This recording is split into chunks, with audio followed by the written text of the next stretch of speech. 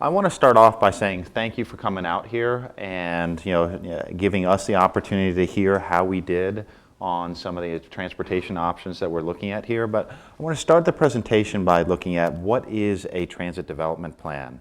It's a comprehensive evaluation of how well a service is operating within a region, and a look at what the transportation demand is within a given region and how those two interact. Are the transportation needs being met by the existing services? And if not, what improvements could be made in order to meet that needs?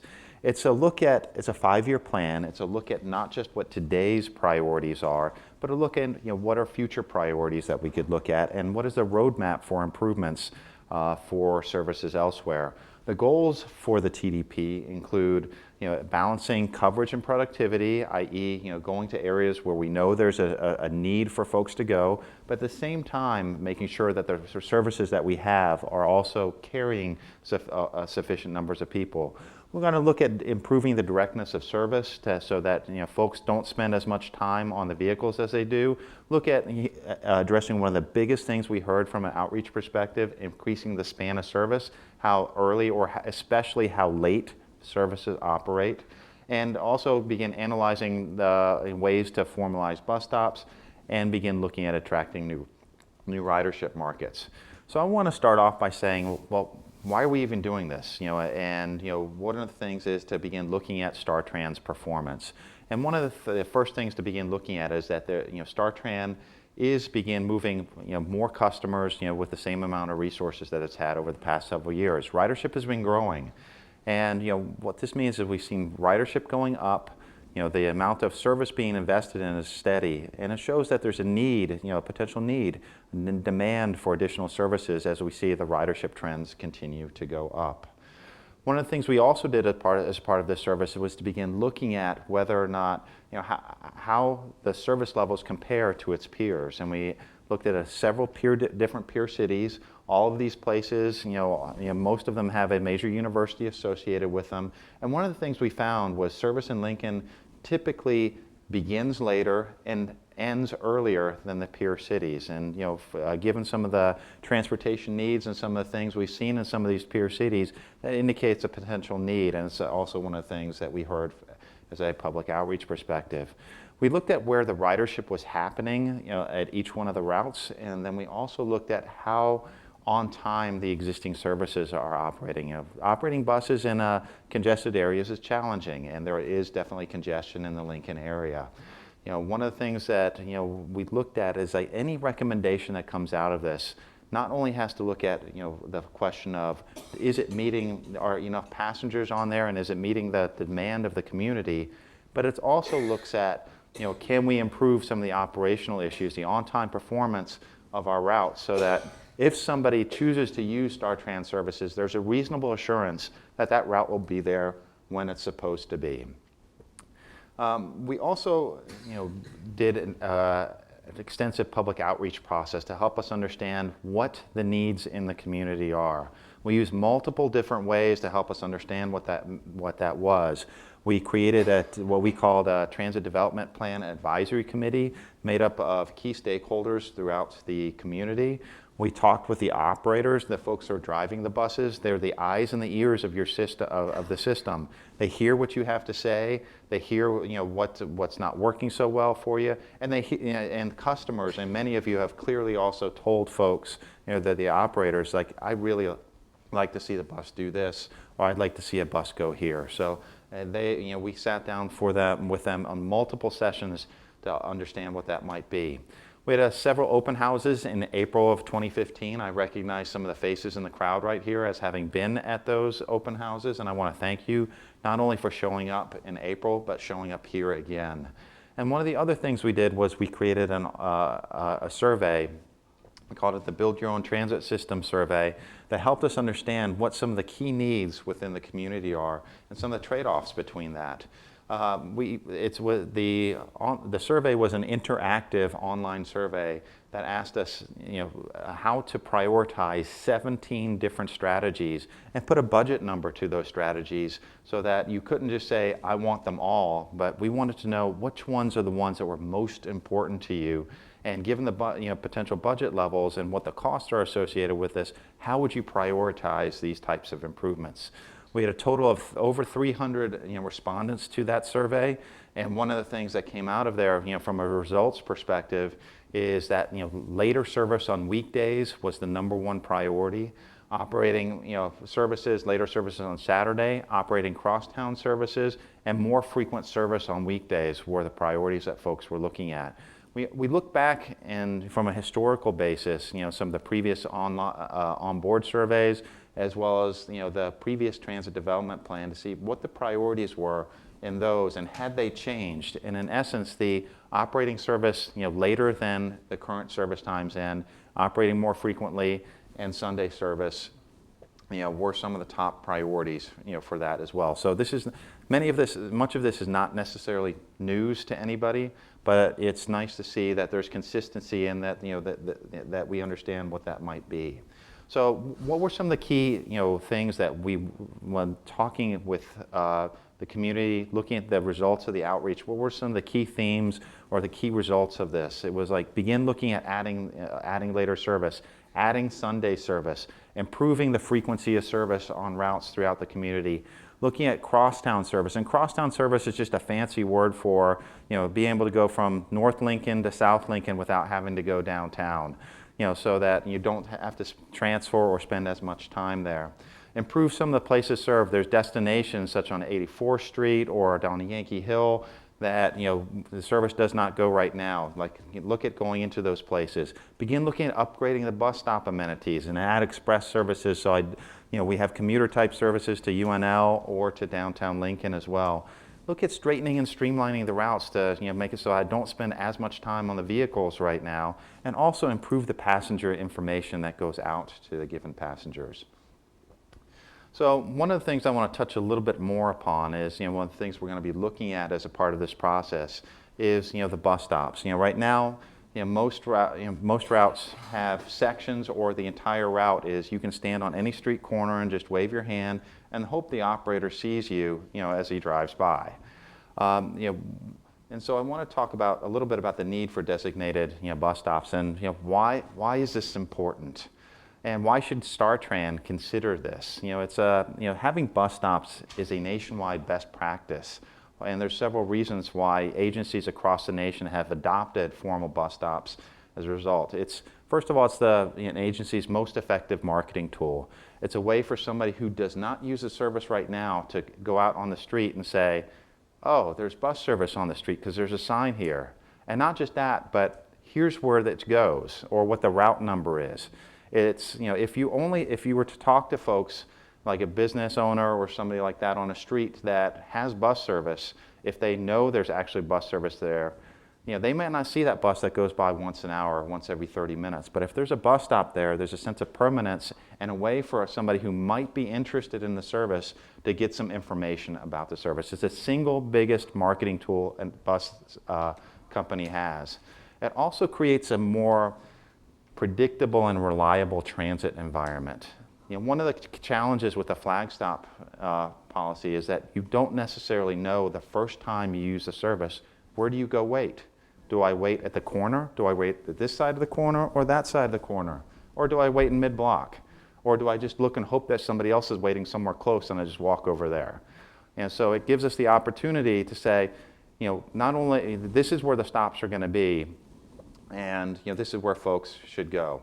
So what are the benefits of this? And there are some benefits, and there's definitely some drawbacks to having designated stops as well. Bus stops improve the speed, allow the service operators the bus drivers to actually drive a little bit faster than they do right now, because they don't have to be watching all the time to see if somebody waving. They know from, I just passed this stop, and until the next stop, I know there's not going to be somebody there that I'm going to have to pick up and slow down for. It improves how often buses are on time, and most of you have probably had the experience of being on a route, and every block, or sometimes even half block, somebody's waving and you're coming to a stop, and it's like, oh my God, am I ever going to get to where I need to go? But it has an effect on on-time performance. It reduces the amount of bus accidents, rear-end accidents in particular. If the operator comes to a quick stop to serve somebody who's waving his hands, rear-end accidents often happen more often with flag stops than with regular stops. It improves the safety and visibility for passengers. Customers, you know where to go and know where to stand safely, and that there can be a reasonable assurance that the bus stop is in a spot where it's not only safe for the passenger, but it's safe for the actual vehicle to make a stop as well.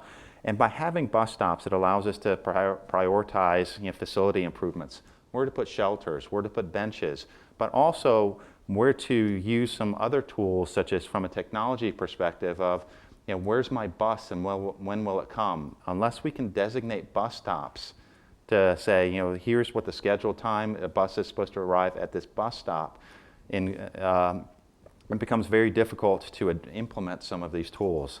Now, I'm not going to say it's all rosy with implementing a bus stop program. There are some drawbacks to that. Many folks would need to walk a little bit further to a given bus stop, and for many folks, that is not necessarily an easy option or an option at all. So finding the appropriate balance between bus stop spacing, where to put them, and how flexible we can be on them is one of the challenges we're still looking at as a part of this process. I want to dive into one of the things that you're probably here for, which is the service scenarios.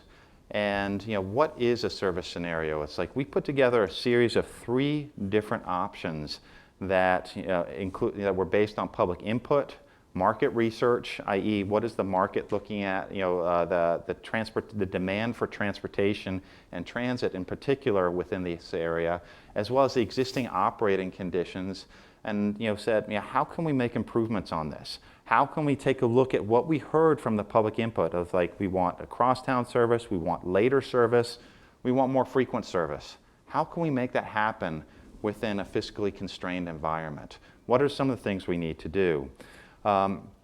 We created 3 different options, to help us understand what these are. And, I want to be clear that none of these options will be implemented tomorrow. At the earliest, changes would happen in fall 2016. So I just want to be clear that the sky is not falling if something's not how you like. One of the things that I'm very glad that you're here for is that you can tell us on each one of these 3 options what you like about it, and more specifically, and also as importantly, what you don't like about it, what you cannot live with. And we're going to take that feedback and use that to create one preferred alternative.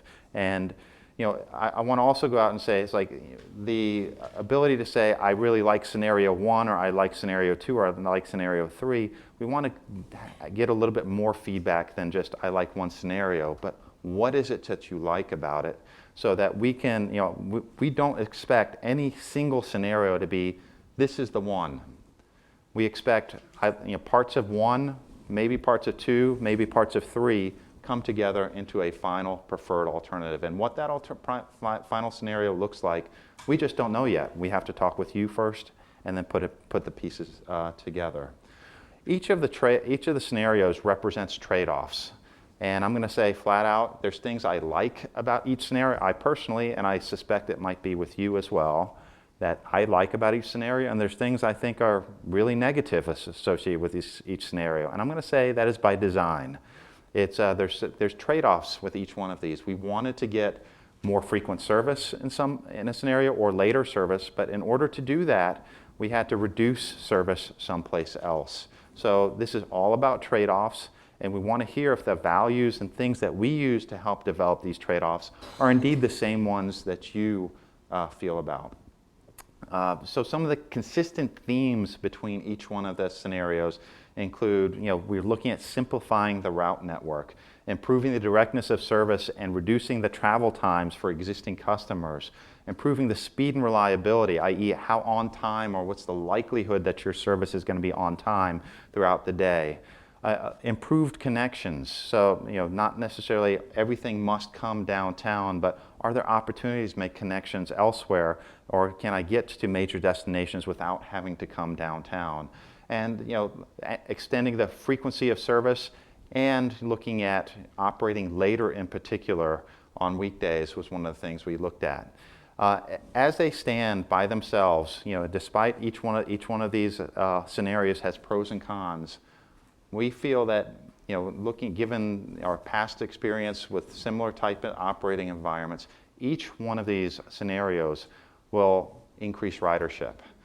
But again, we're looking at not just increasing ridership, but making sure any increases are, that the trade-offs that we get to, may have to make in order to get these increases are indeed the ones that reflect the values of Lincoln.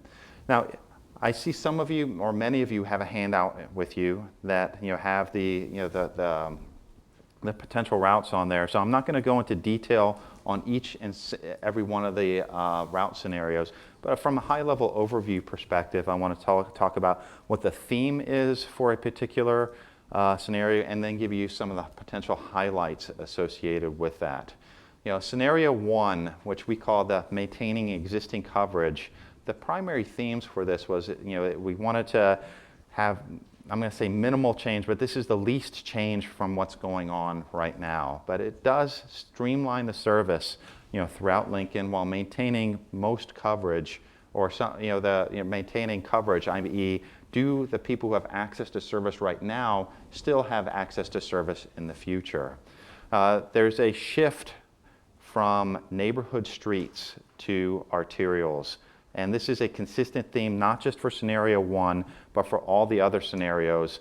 And the reason for that is we can improve operating speed, we can improve speed and reliability, and we can improve safety for operators of not operating on, in some cases, one-lane streets with parking on either side associated with them. One of the things that scenario 1 also does is extend service to Yankee Hill Road and address one of the comments we heard that we want to get to the Super Target, we want to get to the Walmart, down there. Not just from, some cases it was for work purposes, in other cases it was for shopping purposes. So the benefits of looking at something, scenario 1 is it generally maintains coverage in areas that have service right now. It's faster service for most existing passengers. It'll be more reliable. The network is easier to understand, and between all of these are things that will attract additional riders. The drawback for this is, there'd be longer walks for about 1% of the existing, or 1% of the existing customer base.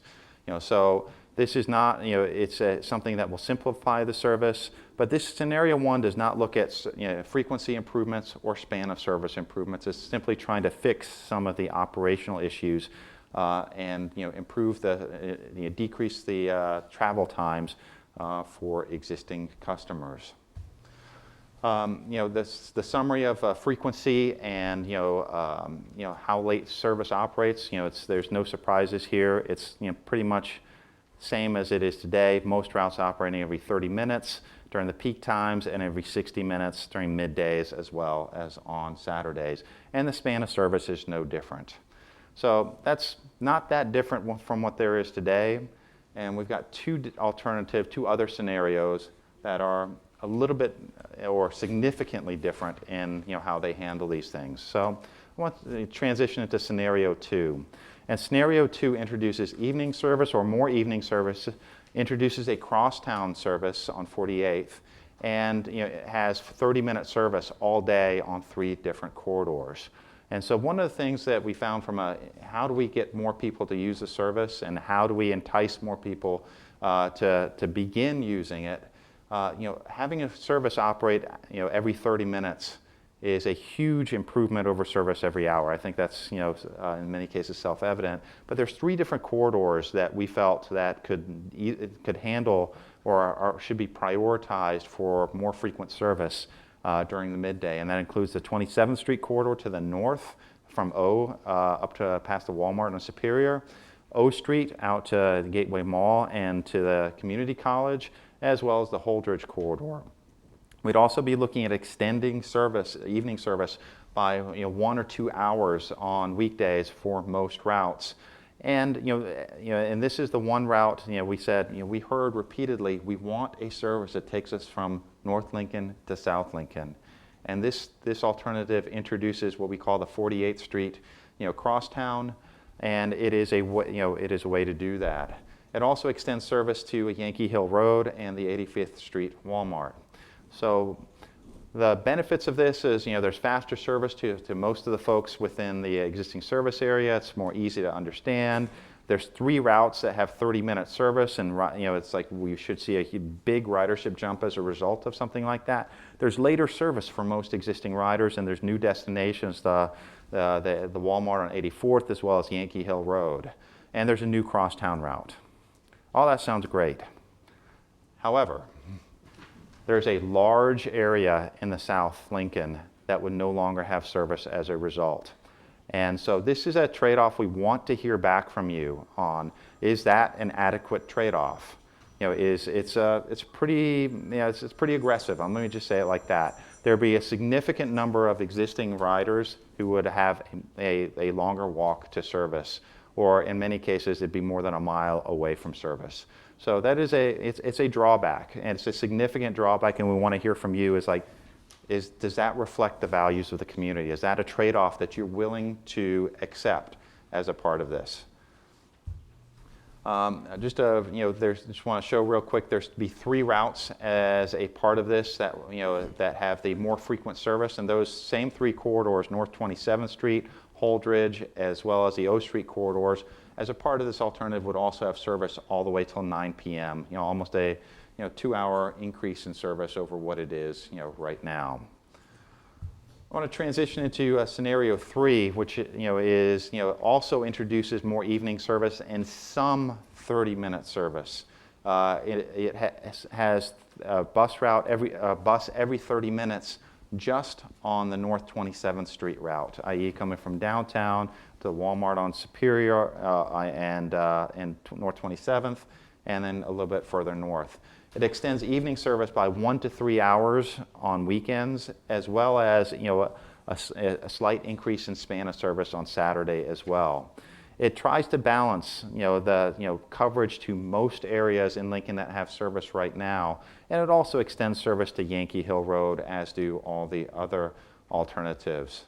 It has faster service, more reliable service. It's easier to understand. It only has 1 route that operates every 30 minutes all day, but it has more routes that have service to either 8:45 or 9 o'clock at night. There's less of an emphasis on downtown, as well as there's multiple opportunities to get to destinations such as Gateway Mall without having to go all the way downtown. The con for this is about 1% of the existing ridership would have a much longer walk to service than what it is right now.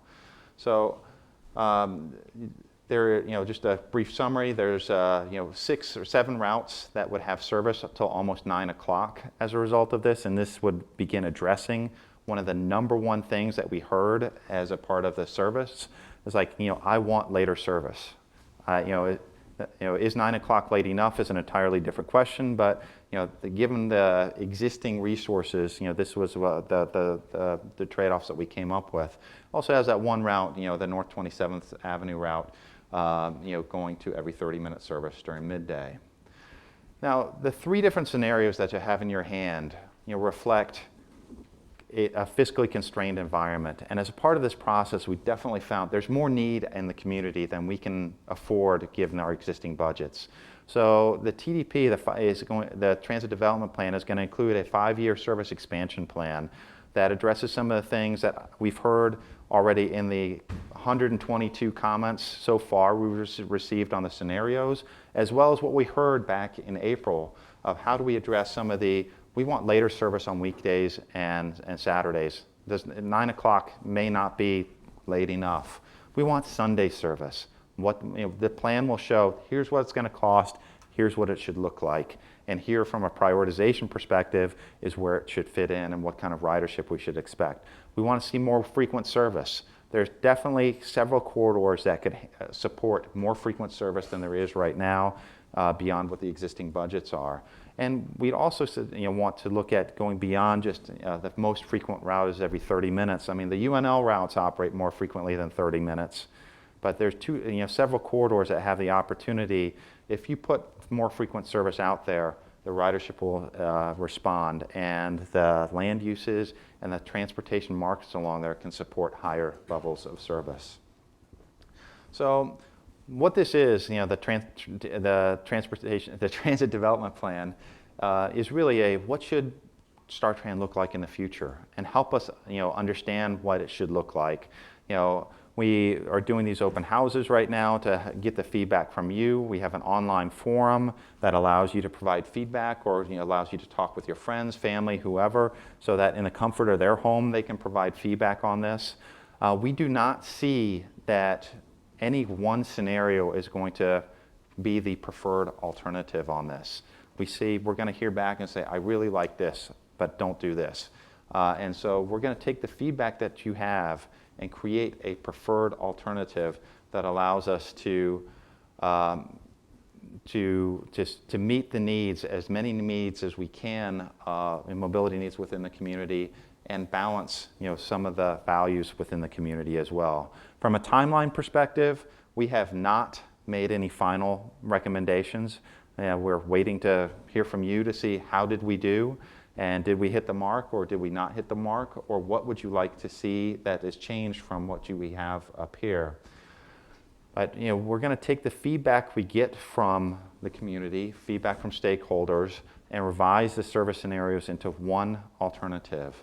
And this alternative is going to be the roadmap for the future on what short-term changes should happen, when those could potentially change, when and where are the opportunities for more frequency, later service, Saturday, additional Sunday services, and new destinations, and then have a supporting short and long range operating plan, as well as the supporting capital facilities to go with that. We've got a lot of work ahead of us, and I want to thank you for coming here and helping us prioritize some of those improvements.